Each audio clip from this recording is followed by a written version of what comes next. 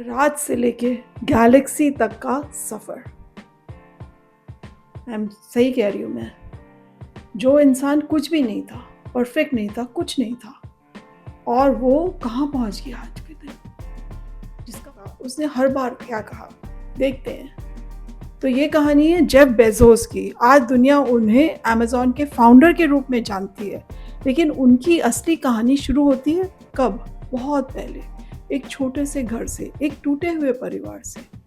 टूटा हुआ भी क्या, मतलब आप सोचिए कि उनकी जो माँ थी वो 17 साल की थी और पढ़ती थी, और वो हो गए, और इतनी कम उम्र में उनके बच्चा हो गया। अब उनका स्कूल भी ख़त्म नहीं हुआ था, और एक छोटा सा बच्चा और आ गया, और कोई मदद नहीं उनको। और जो जेफ के असली पिता थे, टेड जॉर्गनसन, उनकी ज़िंदगी में बहुत कम रहे। तो जेफ जब सिर्फ 1.5 साल के थे तो पिताजी उनके चले गए। अब लेकिन ज़िंदगी ने अच्छा मोड़ लिया, होता रहता है। तो उनकी मम्मी ने शादी कर ली बेजोस जी से, जो एक क्यूबन इमिग्रेंट थे, जो 16 साल की उम्र में क्यूबा छोड़ करके अमेरिका आए थे अपनी ज़िंदगी बनाने के लिए। बहुत कम पैसा, बहुत कम कुछ भी, मतलब ना रिश्तेदारी, ना पैसा, ना कुछ, और अपनी मेहनत से उन्होंने अमेरिका के अंदर अपनी जगह बनाई।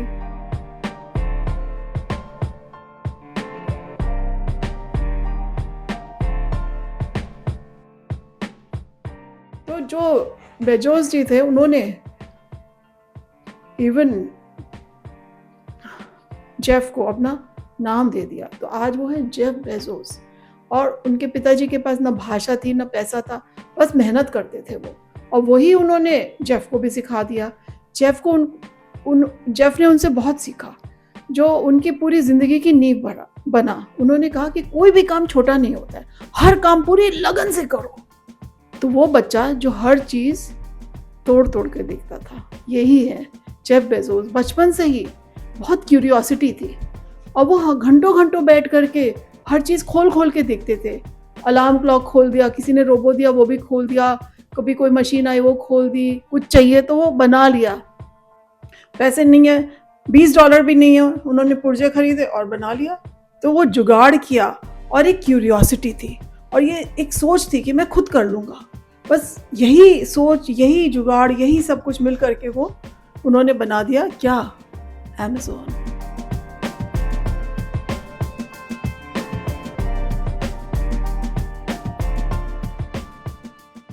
बट जब वो टीनेजर थे तब उन्होंने अपने दोस्तों के साथ मिलकर के क्या बनाया था? एक ड्रीम इंस्टीट्यूट। ये ड्रीम इंस्टीट्यूट नाम का समर स्कूल खोला, जहाँ वो बच्चों को क्रिएटिव थिंकिंग सिखाते थे, खुद भी क्रिएटिव थिंकिंग करते थे, औरों को भी सिखाते थे। और यही था बेजोस का पहला बिजनेस। पढ़ाई करी, पढ़ाई करके करके उन्होंने स्कूल करके प्रिंसटन यूनिवर्सिटी चले गए अपने ही दम पे। इलेक्ट्रिकल इंजीनियरिंग करी, कंप्यूटर साइंस में पढ़ाई करी। पढ़ाई में वो बहुत शार्प थे, लेकिन उनके अंदर गुमान नहीं था, और अपने आप को बहुत सिंपल समझते थे। पढ़ाई करने के बाद प्रिंसटन में, ग्रेजुएशन के बाद वो पहुंचे वॉल स्ट्रीट। तो वॉल स्ट्रीट के पर फाइनेंस की दुनिया में उन्होंने अपनी मेहनत से अपना नाम बना लिया, और इतनी मेहनत करी कि सिर्फ 26 साल की उम्र में एक बहुत बड़े हेज फंड के सबसे जूनियर भी और सीनियर वाइस प्रेसिडेंट बन गए। Can you imagine? पैसा मिला, इज्जत मिली, सब कुछ मिला, लेकिन फिर भी जेफ खुश नहीं थे। उनके दिल में क्या था? बेचैनी। उनको लग रहा था मैं कुछ और कर सकता हूँ, और कुछ और करना चाहिए। फिर उन्होंने पढ़ा कहीं पे 1994 में एक रिपोर्ट में कि इंटरनेट इस साल 2300% की रफ्तार से बढ़ेगा। बस उनको तो समझ में आ गया, उनको लगा यही समय है, अगर अभी नहीं घुसा इस इंटरनेट के अंदर तो मैं कभी नहीं कर सकता हूँ। तो उन्होंने अपनी वाइफ मैकेंजी से कहा कि मैं नौकरी छोड़ना चाहता हूँ और कुछ पागलपन करना चाहता हूँ, और ऐसा पागलपन है जो पता नहीं है, उसकी कोई श्योरिटी नहीं है काम हो या नहीं हो। और मैकेंजी ने उनका साथ दिया, उन्होंने कहा चलो लेट्स सी। तो फिर जेब ने एक फ्रेम बनाया जो आज दुनिया भर में फेमस है कि इसको कहते हैं रिग्रेट मिनिमाइजेशन फ्रेमवर्क। उन्होंने सोचा जब मैं 80 साल का होऊंगा और पीछे मुड़ करके देखूंगा तो क्या मुझे ये होगा कि मैंने क्यों किया, या ये मुझे होगा कि मैंने क्यों नहीं किया, मैंने ये कोशिश क्यों नहीं करी। तो उनका जवाब था कि हाँ, तुम्हें लगेगा कि कर लेते भाई। तो उन्होंने क्या कहा, छोड़ो नौकरी वोकरी का क्या करना है, चलते हैं देखते हैं आगे क्या होगा, जैसे कि उनका सिस्टम था। तो अब जेफ और मैकेंजी अपनी गाड़ी में सामान भर के न्यूयॉर्क से सियाटल की तरफ चल पड़े, क्योंकि सियाटल में ही माइक्रोसॉफ्ट था, सियाटल में ही सब नयापन हो रहा था इंटरनेट के अंदर। तो मैकेंजी तो गाड़ी चला रही थी और जेफ जो है अपने लैपटॉप पे बिजनेस प्लान बना रहे थे। अब सियाटल पहुंचे, एक घर किराए पे लिया और घर में एक गराज, और गराज से उन्होंने शुरू करी अमेज़ॉन। और शुरू में क्या था, सिर्फ ऑनलाइन किताबें बेचते थे, और कोई ऑर्डर आता था तो ऐसा लगता था कि बस लॉटरी लग गई। लेकिन मुश्किलें उनकी थी, शुरू से ही मुश्किलें थी, कोई पैसे से तो शुरू किया नहीं था काम, तो मुश्किलों से ही चल रहे थे।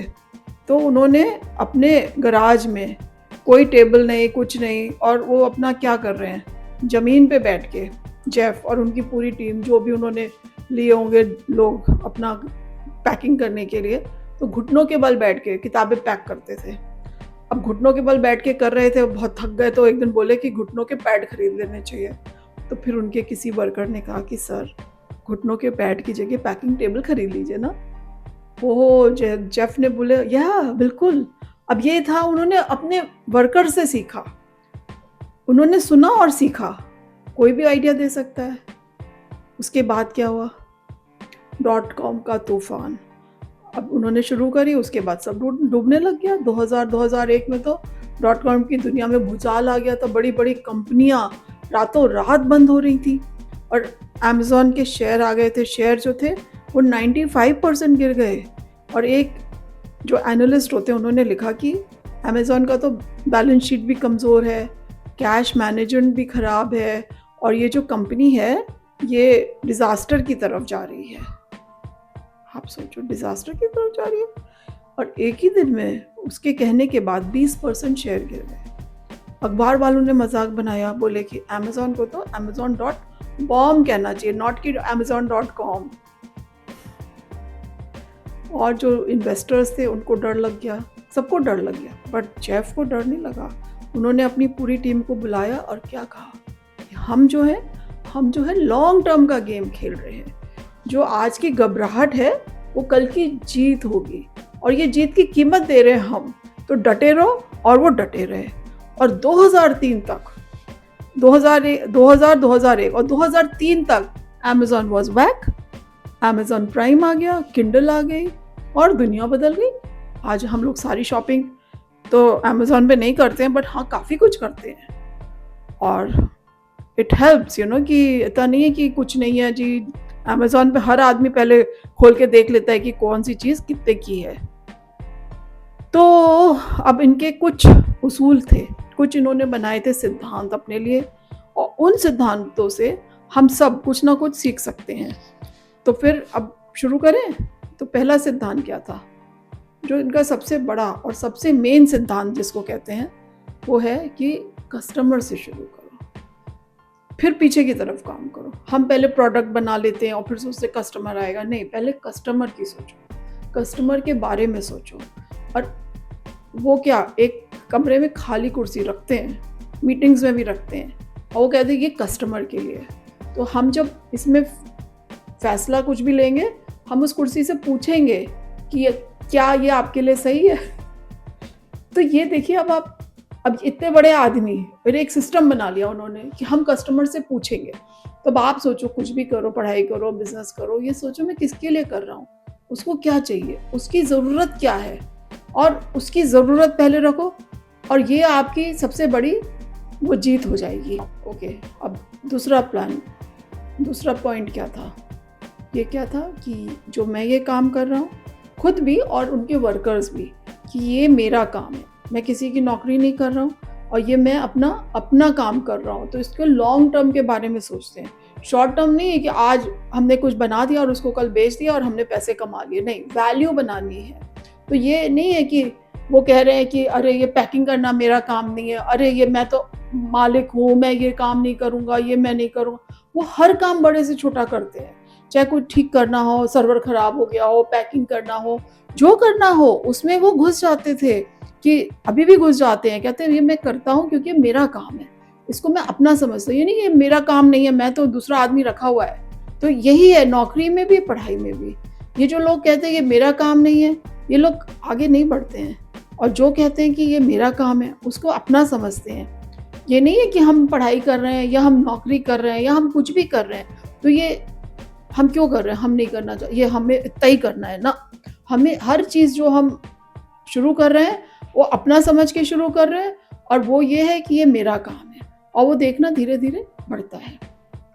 अब जेफ का थर्ड क्या है कि इन्वेंट करो और उसको सिंपल करो। तो आपने कुछ सोचा और उसको फिर आसान बनाओ।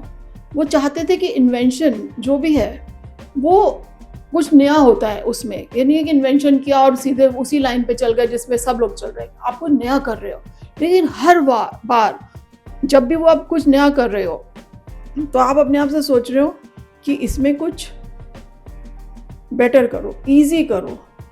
और ये नहीं कि हर बार आप नया करो, आप नया हर बार नहीं करो, लेकिन उसको आसान करते जाओ। तो आप अपनी टीम से पूछो कि आप पहले कुछ नया करिए, इन्वेंशन करिए, इनोवेशन करिए, और उसको हमेशा ये सोचिए कि इसको सिंपल कैसे करेंगे। अगर कोई वेबसाइट भी होती है बहुत कॉम्प्लिकेटेड होती है, हम लोग छोड़ देते कि भाई हमसे नहीं होएगा। और अमेज़न में ईज़ी करने के लिए उन्होंने बहुत मेहनत करी है। इट लुक्स सो सिंपल कि हो गया, बट लेकिन उसके पीछे बहुत दिमाग लगा है कि ये कैसे सिंपल होता चला जाए। अब हम लोग अलेक्सा यूज़ करते हैं, हम प्राइम यूज़ करते हैं। अब जो चीज़ लगता है बड़ा मुश्किल है, मुश्किल नहीं है, इट्स बहुत आसान है। ये मतलब सिंपल होना इज़ अ जीनियस। और वो अभी भी अपनी टीम से पूछते हैं इसको और आसान कैसे बनाया जा सकता है। तो हर चीज़ को सिंपल करते जाओ, सिस्टम बनाओ, उसको सिंपल करो। ओके, चौथा है कि सीखना कभी मत बंद करो। जेफ कहते हैं कि अगर आप हर दिन थोड़ा थोड़ा नया कुछ सीखते जाओगे तो 2-4 साल में, 10 साल में तो आप एक अलग ही इंसान बन जाओगे। अगर 1% रोज सीखोगे तो साल भर में 365% होता है। चलो 1% नहीं, आधा परसेंट, 0.1% भी सीखोगे तो 1 साल के बाद तो क्या होगा, और 10 साल के बाद तो आप कहीं भी पहुंच जाओगे, आप सोच भी नहीं सकते हो। तो जो लीडर्स होते हैं वो कभी सीखना बंद नहीं करते, वो हमेशा नई संभावनाओं के बारे में क्यूरियस रहते हैं, सोचते हैं कि भाई क्या हो रहा है, नया एक्सप्लोर करो। उसके लिए आज के दिन तो बहुत ही आसान है, आप लोग के पास इंटरनेट है। हमारे ज़माने में तो नेट नहीं होता था, फिर भी हम आज क्यूरियस हैं कि भाई चैट जीपीटी कैसे काम करता है। और आप लोग तो अभी यंग हो और आप सीख सकते हो, तो आप इसमें एक जिज्ञासा रखो। स्कूल और कॉलेज की डिग्री सिर्फ नहीं होता है ना, सीख करके उसको अप्लाई भी करना है। तो लोग जो कुछ नया रोज पढ़ते हैं, सुनते हैं, सीखते हैं, वो हमेशा दूसरों से एक कदम आगे रहते हैं। बड़ा सोचो, बड़ा सोचो। जेफ का मानना है छोटा तो सोचना ही नहीं है। छोटा सोच करके क्या है, बस एक छोटा सी जिंदगी आप जी लोगे। और अगर आप बड़ा सोचोगे तो क्या होगा, बड़े बनते चले जाओगे। एक आपको अपना रास्ता चुनना है, एक तरफ सकरी गली और एक तरफ चौड़ा रास्ता है। तो आप अगर बड़े रास्ते से चलोगे तो आप लोगों को इंस्पायर करोगे, और आपके जो साथ हैं, जो लोग हैं, वो क्या करेंगे कि अरे भाई ये तो बड़ा बन गया और हम भी इसको फॉलो करें। अब जब उन्होंने अमेज़न शुरू करी थी तो उनके जो इन्वेस्टर्स थे क्या कह रहे थे कि किताबें बेचना शुरू किया। अमेज़न किताबें बेचती थी, आप किताबें बेचते रहो और कुछ मत सोचो। फिर जेफ ने क्या सोचा कि दुनिया की सबसे बड़ी स्टोर बनाऊंगा। सबसे बड़ा स्टोर आज है। आज अमेज़न पे आप छोटी से छोटी सुई से लेके बहुत बड़ी बड़ी चीज़ें खरीद सकते हैं। और अब आप इससे क्या सीख सकते हो कि आपके जो सपने होते हैं ना, वो आपको डराना चाहिए उन्हें। अगर वो डरा नहीं रहे ना तो फिर सपना बहुत छोटा है, पेट में गुड़गुड़ होनी चाहिए। अपने कंफर्ट जोन से बाहर निकलो और बड़ा सोचो, बड़ा, या ट्राई करो।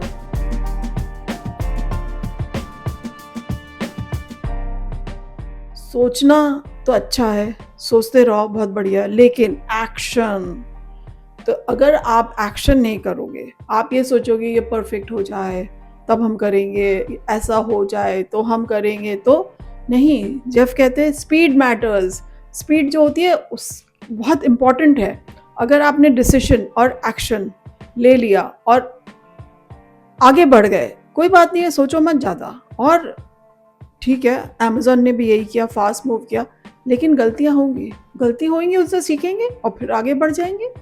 अब आप सोचो कि जो आप लोग हो, आप तो अभी यंग हो, ठीक है, अब आप इंतज़ार करते रहोगे, 10 साल निकल जाएंगे, सही वक्त आएगा जब हम रेडी हो जाएंगे, जब ऐसा हो जाएगा, जब वैसा हो जाएगा। परफेक्ट टाइम कभी नहीं आता। और शुरू करो, रास्ते में सीखते जाओगे, कुछ अच्छा होगा, कुछ खराब होगा, धीरे धीरे आप पहुंच जाएंगे।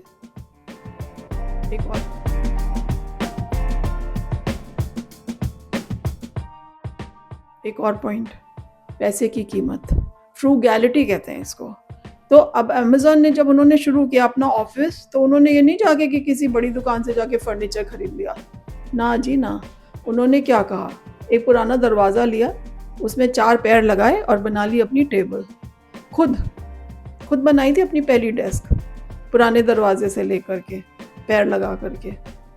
अब उन्होंने खरीद सकते थे, ऐसा तो नहीं। उन्होंने कहा कि जो भी मेरे पास है उसको मैं क्रिएटिवली और समझदारी से यूज़ करूँगा। ये तो नहीं है कि मेरे पास है तो मैं अब छोड़ दूँ सोचना कि भाई बस हम वेस्ट करें पैसे को, नहीं। और आज भी अमेज़न में ये चीज़ है कि पैसे को जो है वो अकल से लगाओ। तो अब आप सोचिए कि आपको पैसा कहीं है भी, तो भी फिर भी फिजूल खर्ची मत करो, अकल से लगाओ और रिसोर्सेज की इज्जत करो, कभी भी कम नहीं होएगा। और थोड़े से में जो काम चला लेता है वो लंबा देर तक जाता है, और वही असली प्रॉब्लम सॉल्विंग भी हो जाती है। आपने कम में सोचा कि कैसे हम पूरा काम कम में कर लें, तो वो बहुत अच्छा रहेगा, आपको आसान भी होगा, और आप होता है ना, पैसे को आप ज़्यादा देर तक चला लोगे अपने को। नेक्स्ट पॉइंट क्या है कि भरोसे को कमाओ, मांगो मत, ट्रस्ट को अर्न करो। तो जेफ का मानना था कि ट्रस्ट जो है कमाया जाता है। वो कह नहीं जाता तुम मुझे विश्वास करो, तुम मेरे पर विश्वास करो, विश्वास करो, वो कोई नहीं करेगा, आपको उसको कमाना पड़ेगा। तो आप अमेज़न में जो लीडर्स हैं वो काम करते हैं कि उनके कस्टमर्स जो हैं, उनकी टीम जो है, उनके पार्टनर्स जो हैं, वो लोग उन सबका ट्रस्ट कमा सके और उसको बना के रखेंगे, नहीं कि ख़त्म हो जाए। विश्वास 1 मिनट में टूटता है, तो वो हमेशा ऐसा करते हैं कि उनका जो विश्वास है लोगों का उनके ऊपर, वो कभी ख़त्म नहीं।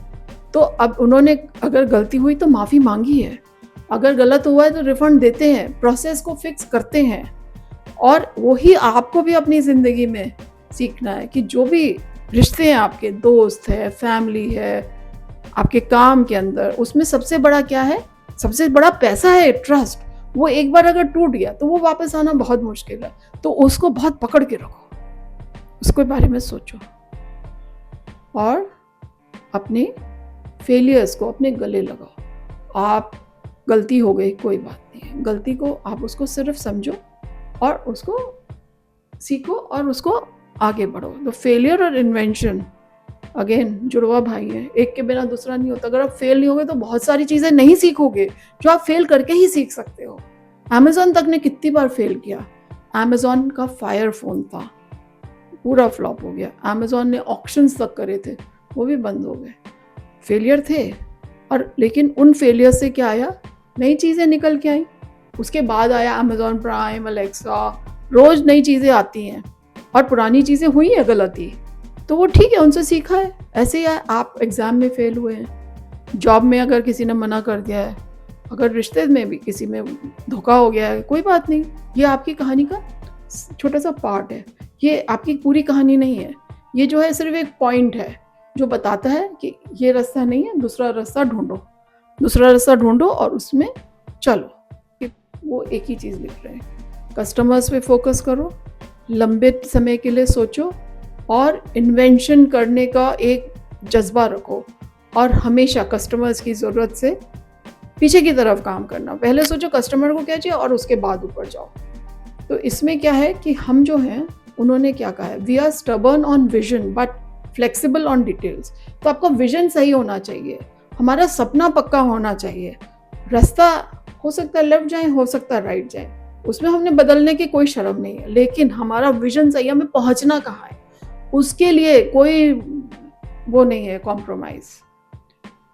तो आज आप लोगों में से कोई लोग सोच रहे होंगे, क्या सोच रहे हो कि जेफ बेज़ोस तो अमेरिका में थे, हम तो यहाँ इंडिया में हैं, उनके पास तो बहुत रिसोर्सेज थे, उनकी तो बहुत अच्छी सिचुएशन थी, हमारी सिचुएशन तो अलग है। बताइए, क्या जेफ की माँ के पास रिसोर्सेज थे?